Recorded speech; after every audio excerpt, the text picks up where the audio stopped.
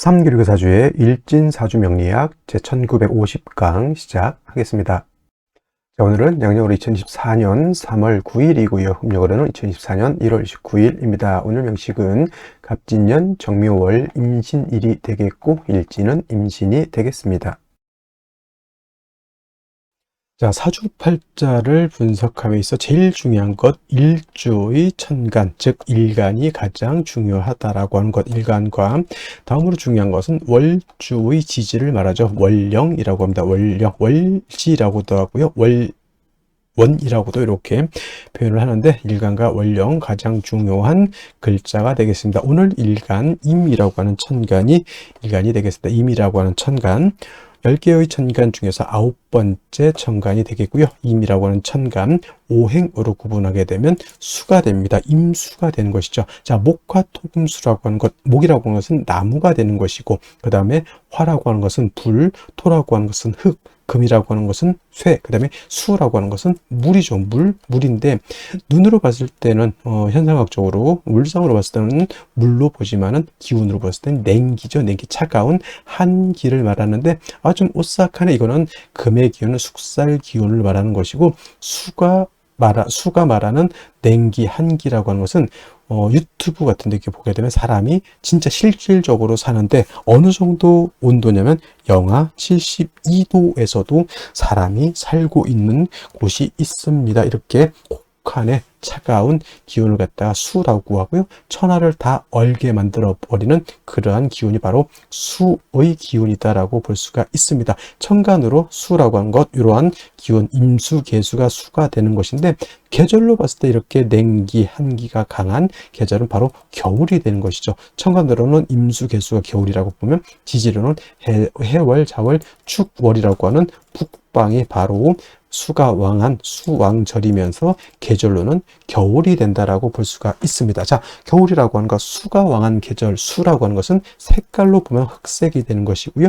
그 다음에 주관하는 시는 현무라고 하는 상상 속에 그런 동물이 되는데, 자, 색깔로 봤을 때 목이라고 하는 것은 청색, 화라고 하는 것은 적색, 토라고 하는 것은 노랑색, 황색이라고 하죠. 그 다음에 금은 백색, 수는 예를 들면은 지금 말씀드렸던 흑색인데 수가 용신이다 그러면 어떻게 돼요? 흑색을 많이 입어라 이렇게 말씀하시는 분들도 있고, 수가 용신일 때는 금이 수를 생기니까 흰색과 검정색을 섞어 입어도 되겠다라는 또 추측도 해볼 수가 있겠죠. 그래서 목화토금수라고 하는 것의 색깔이 5가지 색깔이죠. 청색, 적색, 백색, 흑색, 황색인데, 자, 흰색에다가 검정색 색금은 회색이 될 것이고요. 파랑색에다가 빨간색 더하면 보라색이 될 것이고요. 여러 가지 색의 조합이 나오죠. 그래서 목화토금수의 색은 그냥 단일하게 5가지 색깔이 아니라 서로가 이렇게 섞이게 되면 무한한 색깔을 나타낼 수 있다. 그래서 색의 삼원색, 빛의 삼원색이 있듯이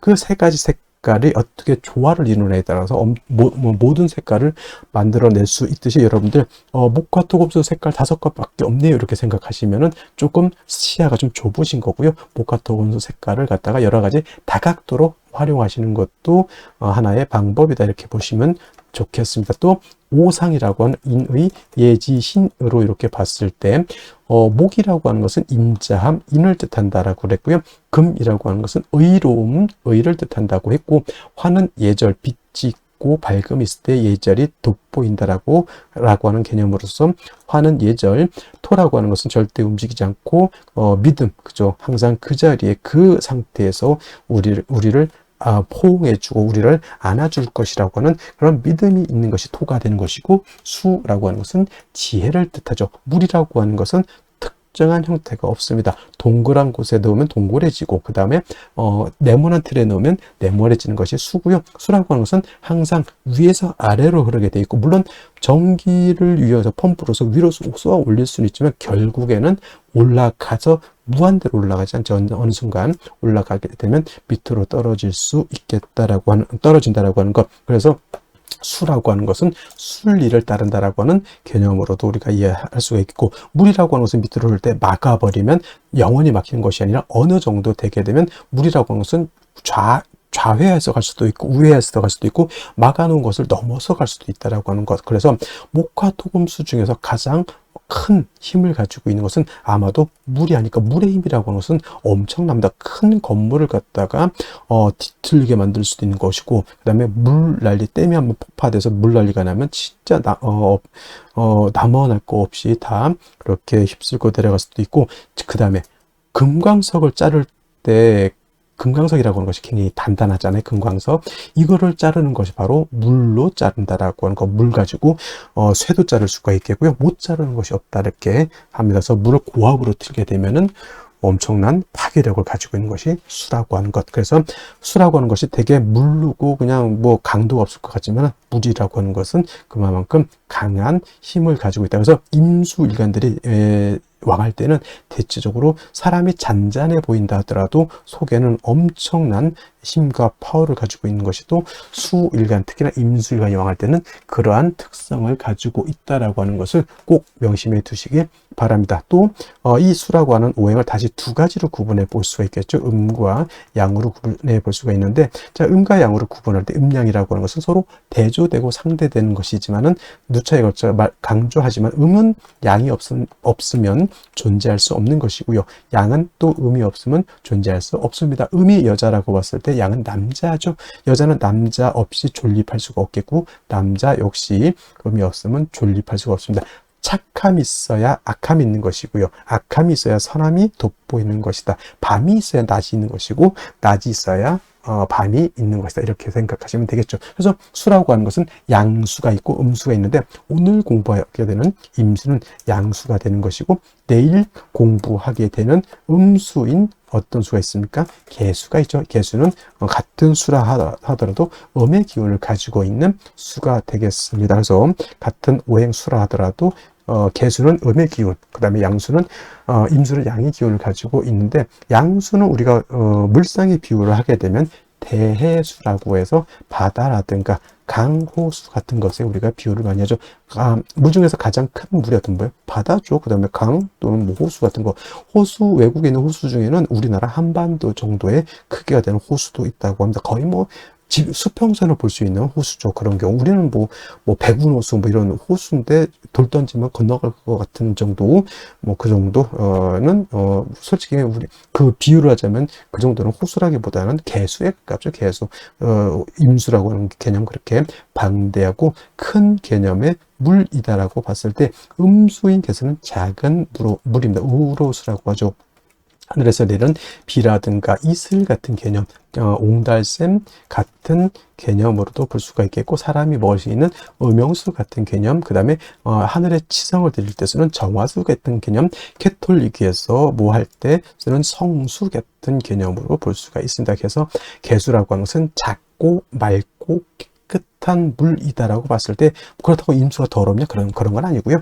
임수는 개수에 비해서 방대하고 큰 물이다라고 이렇게 봤을 때, 임수는 큰 물이기 때문에 그냥 잔잔했을 때는 상관이 없겠지만, 신왕하게 되면, 임수가 왕해지게 되면 어떤 성질? 충분지성이라고 해서 임수는 큰 물이 요동을 치게 되면 물이 범람할 우려가 있게 됩니다. 바다로 치면 쓰나미가 일거나 큰 해일이 일어서 엄청난 피해를 일으키는 것 같고, 강, 호수 같은 경우에는 물이 많아지게 되면 뚝을 무너뜨리고 범람하죠. 주변에 있는 뭐 밭이라든가 집이라든가 축사라든가 완전 쑥대의 밭을 만들어 버립니다. 그래서 임수라고 하는 것이 왕할 때는 이 충분한 성질, 물이 범람하고자 하는 이러한 성질을 갖다가 쓰나미, 해일이 일어나는 이러한 엄청난 힘을 갖다가 조절시켜주는, 적절히 억제시켜주는 것이 필요하겠죠. 이것이 바로 뭐다? 무토라고 하는 것이 있어서 임수를 갖다가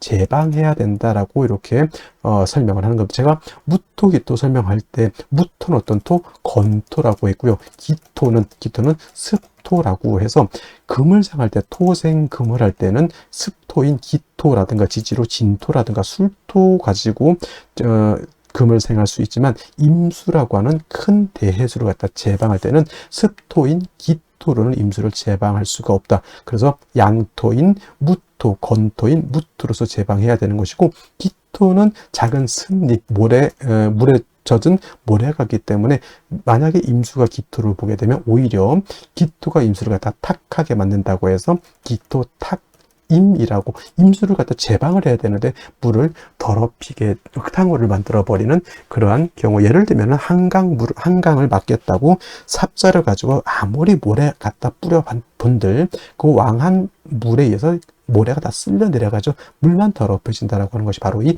기토탁임이라고 하는 겁니다. 그래서 임수가 왕할 때는 무토로서 임수를 제방하게 되고 그 다음에 병화로서 조후해야 된다. 선생님, 병화는 왜 씁니까? 이렇게 말씀을 드린다면, 자, 임수가 지금 무토를 쓸 때는 임수가 신왕할 때 무토를 쓰는 것이죠. 임수가 약한 경우에는 무토를 쓰지 못합니다. 자, 토극수합니다. 토라고 하는 것이 수를 극하죠. 왕한 임수를 무토가 극한다라고 하는 개념은 파극해서 없앤다는 것이 아니라 제방해서 임수의 용도를 만들어준다. 쉽게 말하면 소양강 댐을 만들어서 댐이 무토가 되겠죠. 그 소양강이라고 하는 물을 가둬서 공업용수, 농업용수, 생활용수로 쓸 수 있게 만들어주는 것이 바로 이 무토인데, 임수가 왕할 때는 토극수하는 것이라 자칫 수다.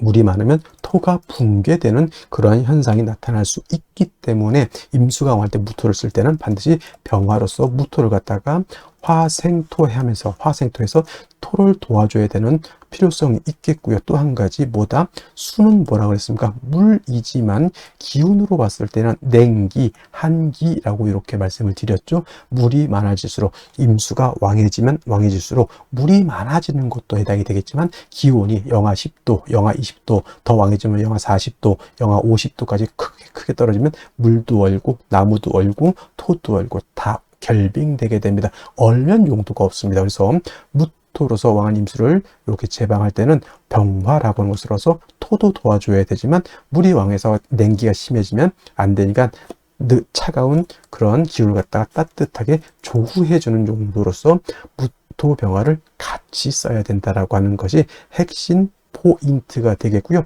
반대로 임수라고 하는 것이 아무리 대수라 하더라도 항상 왕할 수는 없죠. 임수일간이 예를 들어서 4월, 5월, 미월, 진술, 축월 같은 때 태어나거나 인월, 묘월 같은 때 이렇게 태어나게 되면 써드릴까요? 4, 5월, 그 다음에 진술, 축, 묘월은 토가 왕한 계절이니 진술, 축, 미월 같은 경우, 그 다음에 인월은 모광절, 묘월도 모광절, 인묘월 같은 데 태어났을 때는 임술간이 신약이 되죠. 신약이 되죠. 이런 경우 자칫 무토를 쓰게 되면 극설교집이 되거나 해서 임수가 진짜 그때는 파극을 당해서 임수를 못 쓰게 되는 그런 현상이 나타나기 때문에 이러한 경우에는 무토를 쓰는 것이 아니라 인성인 금으로서 금생수 해 주어서 임수의 근원, 수원을 마련해 주는 것이 필요하겠다. 그래서 임수는 왕하면 무토병화를 쓰고 임수가 일간이 약하면 금을 쓴다 정도 이렇게 기억해 두시고, 나머지 글자들은 그때그때 필요에 의해서 쓸 수도 있고 안 쓸 수도 있지만은 임수는 왕하면 무토병화, 약하면 금, 인성, 경우에 따라서는 경금을 쓰는 경우도 있고 경우에 따라서는 신금을 쓰는 경우도 있겠다. 그건 뭐에 따라서 달라진다? 월령, 월지에 따라서 차이가 있을 수 있다. 이렇게 기억해 두시면 되겠습니다. 자, 다음으로 월령에 대해서 알아보도록 하겠습니다. 월령이라고도 하고 월지라고도 하고 월원이라고도 하고 어떤 분은 제강이라고 하는 표현도 쓰는데 어차피 다 같은 말입니다. 월령, 월지, 월원이라고 하는 것은 월주의 지지를 말하는 것이고, 사주 8글자 중에서 일간과 그 다음에 월령을 중시하는 이유는 월령에는 계절의 개념을 가지고 있다. 춘하, 추동의 개념을 가지고 있다라고 하는 것입니다. 자, 연주의 연지가 있고요. 월주의 월지가 있고, 일주의 일지, 시주의 시지가 이렇게 있게 되는데, 그 중에서도 유독 월주만이 계절의 개념을 가지고 있고 왕쇠와 한열의 개념을 가지고 있다. 이 사주 중에서 좋은 사주, 나쁜 사주, 좋은 사주는 어떤 것입니까? 물어봤을 때 중화된 사주, 중화사주가 좋다라고 우리가 말씀을 드리는데, 중화된 사주는 뭐가 중화가 되어야 되느냐? 바로 이 왕쇠와 한열이 중화가 되어야 된다. 왕쇠라고 하는 것은 어느 오행이 왕하냐 약하냐를 놓고 보는 것이고,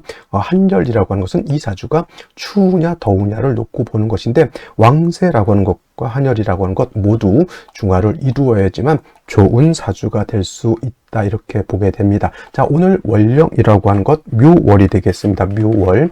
자, 묘월이라고 하는 것 일단 절기 보게 되면 경칩과 춘분으로 이렇게 구분이 되어 있고, 춘분도 나름대로 의미는 있지만 중요한 것은 경칩이 되어야지만 인월에서 지금 묘월로 전환이 된다라고 하는 점. 그 다음에 인월과 묘월과 진월은 동방을 나타냅니다. 방향은 동쪽이면서 목이 왕한 모광절이 되는 것이고, 계절로는 봄이 된다. 그래서 인월은 초춘이라고 말씀을 드렸고요. 지금 묘월은 중춘이라고 표현을 하고, 그 다음에 진월은 모춘 또는 개춘이라고 해서 늦봄을 말하게 된다. 색깔은 뭐 청색이다. 이거는 기본적으로 이제 알아두셨으면 좋을 것 같고요. 자, 그리고 이 묘월이 목왕절이다라고 말씀을 드렸는데, 인월 같은 경우는 제가 말씀드렸던 것 목의 임관지가 되는 것이고, 묘월은 목의 제왕지가 이렇게 됩니다. 그래서 실질적으로 인월과 묘월은 목이 가장 12달 중에서 가장 왕성한 시절이 되는 것이고, 제가 인월에는 목이 왕하지만은 전계절 겨울에 한기가 남아 라고 말씀을 드렸지만, 묘월 같은 경우에는 한기가 이미 다 가셨다라고 봅니다. 그래서 인월은 조후의 필요성이 있지만은 묘월에는 조후의 필요성이 있다 없다, 조후의 필요성이 없겠다라고 하는 점, 순수하게 목이 왕한 계절 이렇게 보시면 되겠고, 그 다음에 이 포태법으로 놓고 봤을 때 묘월이 목의 제왕지가 된다라고 하는 것, 즉 목이 왕하다라고 하는 것은, 목이라고 하는 것은 화를 생하는 역할을 하죠. 그 다음에 목이라고 하는 것은 토를 극하는 역할을 합니다. 그래서 목이 왕하다라고 하는 것은 단순히 목만 왕한 것이 아니라 목이 생하는 화도 같이 왕해진다라고 보시면 되겠고, 그 다음에 목이 왕해지면 왕해질수록 목은 토를 극하게 되기 때문에 토는 약합니다. 인월 또는 묘월에. 반대로 또 인월 묘월은 금은 절지 태지가 되니까 금도 약하게 되고요. 그 다음에 수는 인묘진의 수는 여기가 병사 묘지가 되기 때문에 토금수는 매우 세력을 크게 잃고 있다 정도, 월령만 놓고도 요 정도는 알고 있어 줘야 된다라고 하는 점. 그 다음에 또 한 가지, 지장간 우리가 알아야 되죠. 묘월이라기보다는 이제 묘라고 하는 것 안에는 지장간이 이렇게 들어가 있는데, 지장간이 어떤 게 들어가 있을까요? 간목이라고 하는 것이 초기, 그다음에 봉기는 을목이 됩니다. 그래서 묘라고 하는 것은 지장간이 2개가 들어가 있죠. 참고로 인 안에는 무토라고 하는 것, 병화라고 하는 것, 간목이라고 하는 것이 들어가 있다고 했습니다. 그래서 인월에는 무토는 쓴다 안 쓴다, 무토는 취용하지 않는다라고 말씀을 드렸고, 인중에 있는 지장간은 병화, 간목을 쓸 수 있다 정도. 그 다음에 묘 안에는 간목, 을목이지만 묘는 쓸 수 있는 것은 을목을 씁니다. 을목을 쓰는 것이고, 간목은 있어도 쓰지 않는다. 선생님, 쓴다 안 쓴다, 이게 뭔 뜻일까요? 라고 하면, 격을 취용할 때나 또는 격을 취용할 때, 용신을 취용할 때 이것은 취용하지 않는다는 얘기. 을목만 격을 취용할 때 또는 용신을 취용할 때, 인도 마찬가지입니다. 격국이나 용신을 취용할 때 무토는 쓰지 않고 병화, 간목만 취용한다 정도, 이렇게 알아두시면 되겠고, 일단 중요한 것은 묘월은 목이 가장 왕성한, 12달 중에서도 가장 왕성한 시절이다라고 하는 것을 여러분들 꼭 머릿속에 염두에 두시기 바랍니다. 자, 그러면 묘월에 일간 임수가 되어나게 되면 사주를 어떻게 배합하는 것인지 알아보도록 하겠습니다. 자, 일간 임수라고 하는 것은 대해수라고 했죠. 물론 양수죠. 양에 해당되는 수가 되는 것이고, 바다 같은 개념, 강, 호수 같은 큰 개념의 물이다라고 했고요.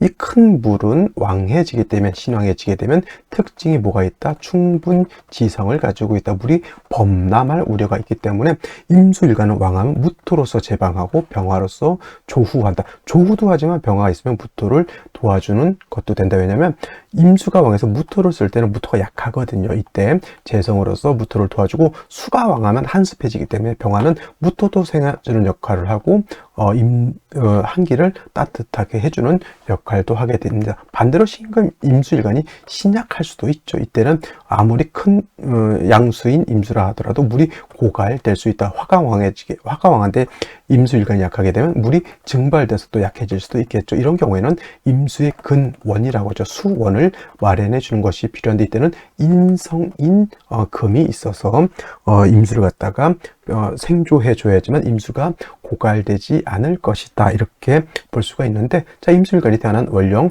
묘월이죠. 묘월은 경집이 되면서 인월에서 묘월로 넘어오게 되고 임묘진 동방으로서 목이 굉장히 왕한 시절이 됩니다.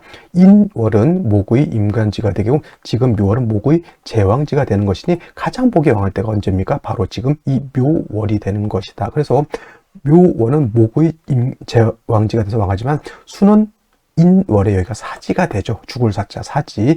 굉장히 임술관이 신약하다라고 하는 것. 요거 우스갯소리로 하면 봄에 고로쇠 나무 고로쇠 수액을 채취를 하잖아요. 이때 고로쇠 수액을 봄에 채취하는 이유는 뭐냐면 인묘월에 목이 왕하다 보니까, 목이 왕하다라고 하는 뜻은 물을 그만큼 빨아들이기 때문에 드리는 그러한 힘이 왕한 거죠. 반대로 인묘월의 물의 입장에서, 수의 입장에서는 목이 왕하면 나의 기운이 뺏기는 것과 같습니다. 그래서 묘월의 임수는 일간은 약하고 상관인 목이 굉장히 왕해서 얘가 자꾸 고갈되고 없어지게 되는 겁니다. 그러면 어떻게 돼요?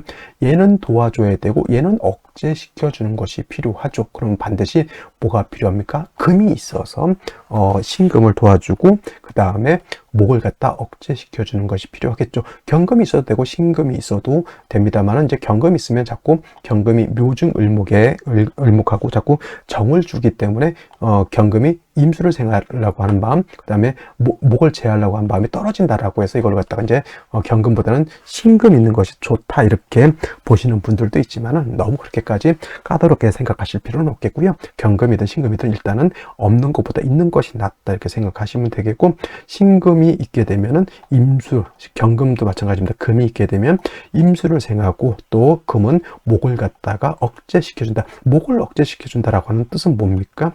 이 목이 수의 기운을 뺏어가는 것을 말리는 겁니다. 그래서 신금을 있게 되면은 뭐다? 일신이익의 이로움이 있죠. 일간을 생해주고 왕한 목을 억제시켜주는 역할.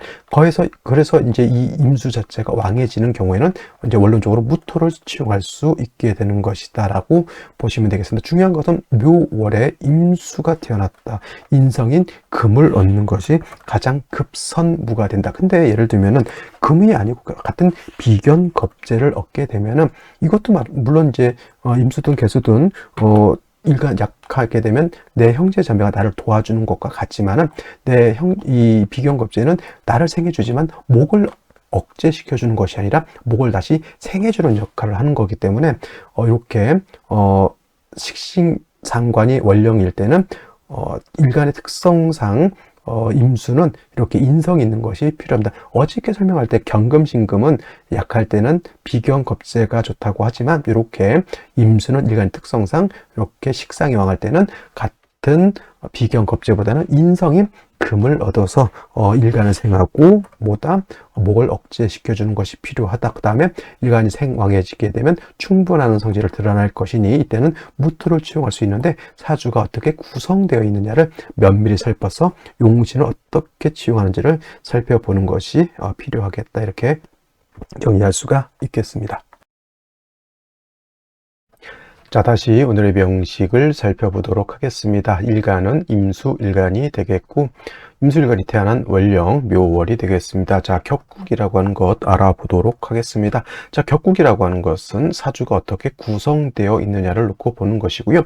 격국을 보면 당신은 용신이라고 하는 개념은 같은 세트 메뉴인 것이다. 격국을 보는데 용신을 보지 않는다. 용신을 아는데 격국을 모른다. 이거는 말이 되지 않고요. 격국이라고 하는 것을 아는 것은 곧 용신을 알기 위한 것이다, 이렇게 생각하셔도 과언입니다. 격국이라고 하는 것은 사주가 어떻게 구성되어 있느냐를 놓고 보는 것이고요.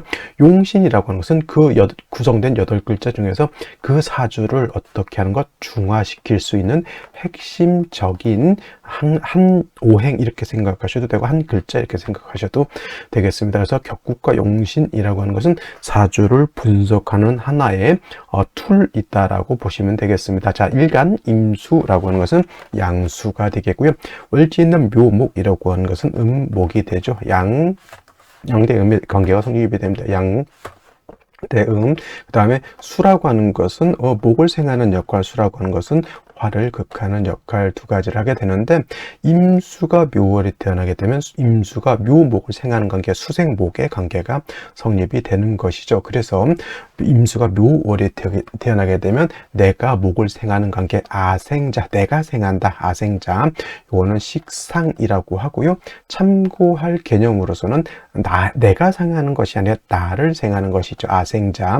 이것은 인성이라고 표현합니다. 어머니 같은 개념, 식상은 나의 자식 같은 개념인데, 자식을 볼 때는 참고로 남자는 관성을 자식으로 보고요, 여자는 이 식상을 자식으로 본다라고 하는 것은 참고로 알아두셨으면 좋겠습니다. 자, 식상이라고 하는 것은 다시 식신과 상관으로 구분해 볼 수 있는데, 자, 식신이라고 하는 것은 일간과 식상과의 관계가 대 음이 되거나 또는 대 양의 관계가 성립이 돼서 음양의 조화가 맞지 않으면 이건 식신이라고 하고요. 상관이라고 하는 것은 일간과 식상과의 관계가 오늘처럼 대 음의 관계가 성립이 되거나 또는 반대로 대 양의 관계가 성립돼서 음양의 조화가 맞으면 상관이라고 하는 것이니, 오늘 같은 경우는 양수가 음목을 봐서 상관격이 되죠. 상관격. 근데 중요한 것, 묘월은 목의 제왕지이지만은 임수가 묘월에 태어나게 되면 저기는 바로 사지가 되죠. 굉장히 약한 단계가 되죠. 그래서 약한 임수를 왕한 목이 기운을 요거는 뺏어가는 겁니다. 임수가 뭘 생한다라기보다는 내가 너무 약한데 상관이 나의 기운을 뺏어간다, 이렇게 봐. 이걸 갖다가 설기태과라고도 하고요, 설기과다라고도 합니다. 좀 유식한 말로 써서 수목, 진, 상관, 격이라고도 이렇게 하죠. 상관격에 이렇게 진자가 붙으면 어떤 상관? 일간이 약하고 상관이 왕하다라고 이렇게 개념 두시면 되겠습니다. 상관격의 진상관격은 역시나 설기태가 과다가 되는 것이고, 참고로 예를 들어서 가상관격이라고 하는 것도 있어요. 이거 가상관격은 반대로 상관이 약하고 일간이 왕한 것을 가상관격, 이건 참고로 알아두시면 될 것 같고요. 그래서 오늘 같은 경우는 수목 진상관격이 되기 때문에 임수 자체가 어떻다? 신왕하다 또는 신약하다. 어떤 것이 맞습니까? 당연히 신약사주가 되는 것이고, 일간이 너무 약해서 기진맥진하다 보니 약한 일간을 갖다가 도와줘야 된다, 부조해줘야 된다라고 해서 인성으로서 도와주는 방법이 있고요, 비견겁제로서 도와주는 방법이 있는데, 어떤 것이 좋을까요? 어저께 신금, 그저께 경금, 이 묘월에 태어났을 때는 제가 특성상 비견겁제로서 도와주는 것을 좋아한다라고 했지만, 오늘 임수라든가 내일 공부하게 되는 계수는 비견겁제가 아니라 인성으로서 도와주는 것이 더 좋겠다. 왜냐? 이렇게 생각하시면 되겠습니다. 경금이라고 하는 인성을 얻게 되면은 약한 임수를 금, 생, 수에서 이렇게 한 가지 도와주는 이로움이 있고, 또 금은 수만 생하는 것이 아니라 임수의 기운을 뺏어가는 목의 기운을 갖다가 금극목해서 목의 기운을 절제시켜주는 그런 역할도 하다 보니, 임수가 묘월에 태어나서 경금을 얻게 되면 일신 이익의 이로움이 있다. 일거양득의 이로움이 있다. 그러니까 당연히 같은 임수 비견겁제를 보는 것보다는 인성을 보는 것이 더 좋겠다. 특히나 진상관격들은 반드시 패인해야 된다라고 해서 진상관격들이 인성을 얻으면 이거를 갖다가 상관패인이다라고 하고, 상관패인격이라고도 이렇게 쓴다는 얘기죠. 수를 얻게 되면 일간을 도와줄 수는 있겠지만은 수는 목을 생해주는 역할, 즉 나의 기운을 뺏어가는 목을 오히려 생해주는 역할을 하는 것이니, 반은 나를 도와주지만 반은 오히려 목을 도와주는 역할을 하는 밀장 같은 개념, 이중첩자 같은 개념, 뭐 이렇게 생각하셔도 뭐 그렇다고 해서 나쁘다는 개념이 아니라, 일단 내가 약할 때 나를 도와주는 것은 좋지만 그래도 상대편도 같이 도와주는 것은 일간인 임수 입장에서는 조금 납득이 되지 않는 그런 구조가 되죠. 그래서 말씀드렸던 거, 비견겁제로서 돕는 것이 나쁘다라고 하는 것이 아니라, 비견겁제보다는 인성을 얻는 것이 보다 훨씬 좋다. 어떻게? 일신이익 또는 일거양득이라고 하는 그러한 개념으로서 좋다는 얘기죠. 그래서 이렇게 인성이라든가 비견겁제를 얻어서 임수 자체가 왕해지게 되면, 물론 임수가 왕해지게 되면 무토와 병화를 취용할 수 있지만, 적당히 왕하다라고 보면 무토보다는 병화로서 조후하는 개념으로 보는 것이 좋겠다. 중요한 건 묘월의 임수는 수목진상관격에 인성인 금을 봐서 상관 폐인해야 된다라고 하는 구조 꼭 이해해 두시면 좋겠고요. 자, 명식 보게 되면 연간에 간목이 투출되어 있습니다. 이거 상관, 이거 식신, 이것도 혼잡 아닙니다. 이거는 그냥 전체적으로 상관이 너무 왕해져 있다라고 보시면 되겠고, 이걸 굳이 식신과 상관 나눌 필요가 없겠고, 수목진상관격에 설기가 너무너무 왕하다 이렇게 보시면 되겠습니다. 월간에 정화가 투출되죠. 구조상 보면 상관생재의 구조죠. 상관생재. 식신생재로, 그러니까 월지가 상관이니까 그냥 상관생재로 봐도 됩니다. 상관생재의 구조라고 보지만 일간 자체가 너무 약하기 때문에 어떻다? 식상도 재성도 감당할 수가 없겠다 이렇게 보는데, 다행인 점은 일지에서 뭘 봤습니까? 인성 신금을 봤습니다. 이 신금은 좋은 것이 뭐냐면 임수 자체가 왜 통근할 수 있겠고, 묘신이 암합판에 어쩌나 이런 말은 큰 의미가 없겠고, 충이 되지 않는다라고 하면 임수를 얻으면 크게 묘신 암합을 걱정할 필요는 없겠고, 임수가 근을 얻었다라고 하는 점 매우 중요하고요. 연재도 진을 얻었기 때문에 임수가 임묘한다, 일간이 임묘한다, 이런 개념 생각하지 마시고, 약한 임수가 진에도 통근하고, 그 다음에 일지 신금에 핵심적으로 통근해서 임수가 약하지 않기 때문에 이때는 보다 설기태가가 아니라 상관생재하는 아주 우량의 사주가 되었다. 이렇게 되면 좋은 사주예요. 나쁜 사주가 아니란 얘기죠. 일간도 세력을 얻었죠. 식상도 세력이 있죠. 그 식상이 재성까지 생각하게 되니 똘똘하고 머리 좋고, 그 다음에 이 사업수완이라든가 이런 것들 물이 목을 생하고 결실을 얻게 되니, 이런 사람들은 뭔가 일을 하게 되면 뭔가 튼튼한 결실을 얻을 수 있는 그러한 힘을 가지고 있는 사람이다라고 보시면 되겠습니다. 자, 그러면 생시를 보도록 하겠습니다. 자, 그러면 생시 보도록 하겠습니다. 제일 먼저 경자시를 보도록 하겠습니다. 자, 경자시가 되게 되면은 뭐 신자신 수국으로도 볼 수 있는 구조가 되겠죠. 일간 자체가 굉장히 묘월의 설기태가 되고 병지에 태어났다 하더라도 이 정도 되면 굉장히 이거는 신왕사주로 봐도 해자월에 태어난 임수만큼이나 신왕사주로 볼 수 있습니다. 사주. 그래서 이런 경우에는 본심 이렇게 왕해지게 되면 묘월이라도 무토와 병화를 취용할 수 있는 구조가 되는 것인데, 뭐 일단 사주는 정해져 있습니다. 무토를 쓸 수 없는 구조죠. 무토가 없으니까 진중에 있는 무토 가지고는 임수를 제방할 수 없습니다. 그래서 이런 경우는 부득이 화를 용신으로 취용하고 목으로서 왕수의 기운을 설해서 화를 생해주는 구조로 보시면, 이걸 갖다 이제 설기순세한다라고 하는 거예요. 설기순세. 원래는 무토로서 임수를 제방하는 구조로 가야 되는 데 무토가 없고, 그 다음에 이런 경우에는 오히려 무토를 얻게 되면 무토가 왕수에 의해서 수다 토분이 될 수도 있다. 그래서 이런 경우에는 억제하기보다는 순세하는 쪽으로 가는 것이 좋을 것이다 라고 볼 수 있겠고, 같은 이치로 신해시도 마찬가지로 뭐 신자신 수국까지는 아니더라도 임수가 신해의 뿔을 튼튼하게 두고 있고요. 그 다음에 정인신금이 투출해서 임수를 생하고 있습니다. 마찬가지로 물론 경자시에 비해서 수가 세력을 얻지는 못합니다. 근데 이 신해시만 해도 이거 수가 굉장히 왕한 거예요. 경자시가 굉장히 더 왕한 거고, 그래서 이런 경우에도 무토 병화를 써야 되는데 역시나 진중부터는 쓸 수 없습니다. 그래서 이런 경우에는 간목으로서 수의 기운을 설하고 정화, 화를 생해줘야 된다. 당연히 경자시, 신해시, 운은 어디로 가야 돼요? 목화, 운으로 가야 된다. 제가 대체적으로 이렇게 강의를 할 때 목화운으로 가야 된다라고 하는 것은 일단은 대운을 말하는 것이지 세운을 말하는 것은 아니다. 목화운으로 갔는데 대운도 목화운, 세운도 목화운일 때는 세운이 안 좋을 수는 있어요. 그 상황에 따라서 조금씩 달라지는 것인데, 제가 이 일진 강의를 할 때 운은 어디로 가야 됩니까? 라고 원곡을 보고 말할 때는 여기 있는 대운을 가지고 말하는 것이지 세운을 말하는 것이 아니다라고 하는 것을 꼭 알아두셨으면 좋겠고요. 그 다음에 오늘 생시 중에서 얻지 말아야 될 생시가 하나 있다고 하면 임인시가 되겠죠. 인신충 되기 때문에 이 3주까지만 놓고 봤을 때 임수가 그래도 왕하다라고 볼 수 있었던 것은 신금이 있었기 때문에 그렇지 진토 때문에 그런 건 아니거든요. 근데 이거 임민시 묘신충하게 되면 이거는 임목도 상처를 받죠. 근데 뭐 임목이 상처받는 것은 상관이 없습니다. 근데 이 신금이 크게 상처를 받는 것은 매우 바람직하지 못한 구조가 될 것이고요. 그래서 임인시는 절대 선택하지 마시고요. 갑진시 같은 경우에는 신진수국 뭐 그냥 합이 안 된다 하더라도 임수가 진에다 뿌리를 둘 수 있습니다.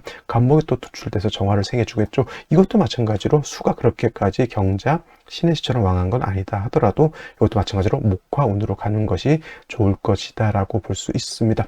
을사시, 이것도 화를 얻었기 때문에 이거 혹시 금수운으로 가야 되는 것 아니야? 이렇게 볼 수 있겠지만, 사신은 합하면 사신, 합수, 음기가 꼭 수가 된다라고 보다는 음기가 강해지기 때문에 이것도 마찬가지로 운은 목화 운으로 가는데, 병오시 같은 경우에는, 오늘 같은 경우 예를 들어서 딸로 태어난다라고 하면 가장 좋은 생신은 뭐예요? 병오시입니다. 병오시. 딸은 오늘은 그냥 딴 거 볼 거 없습니다. 무조건 병오시. 그래야지만 되고요. 남자 같은 경우는 뭐 경자시, 뭐 갑진시도 나쁘지 않고, 그다음에 신해시도 나쁘지 않고, 그다음에 무신시도 나쁘지 않습니다. 무신시 같은 경우에는 어떻게 볼 수가 있냐면, 이렇게 되면 묘월에 임수가 약하지만 신금 2개의 진까지 뿌리를 두면 이 임수가 굉장히 세력을 얻고 있는 거예요. 그리고 무토가 임수를 제할 수 있죠. 남자는 그래서 이렇게 무신시, 무토를 봐도 크게 나쁘지 않다, 이렇게 볼 수가 있는 겁니다. 그래서 오늘은 선택지가 좀 많습니다. 삼주 자체가 나쁘지 않기 때문에 남녀 불문하고 괜찮은 생시간인데, 여자만큼은 뭐다? 갑진시도 그렇게까지 나쁘지 않지만, 그래도 여자는 병오시, 오로지 병오시 정도 생각하시는 것이 가장 바람직하고요. 그 다음에 여자도 뭐 무신시 생각해 볼 수도 있습니다. 제방한다라고 하는 개념에서. 근데 제가 봤을 땐 무신시보다 병오시가 좀 더 낫지 않을까라는 생각이 듭니다. 자, 오늘은 여기까지 설명드리도록 하고요. 저는 내일 또 찾아뵙도록 하겠습니다. 감사합니다.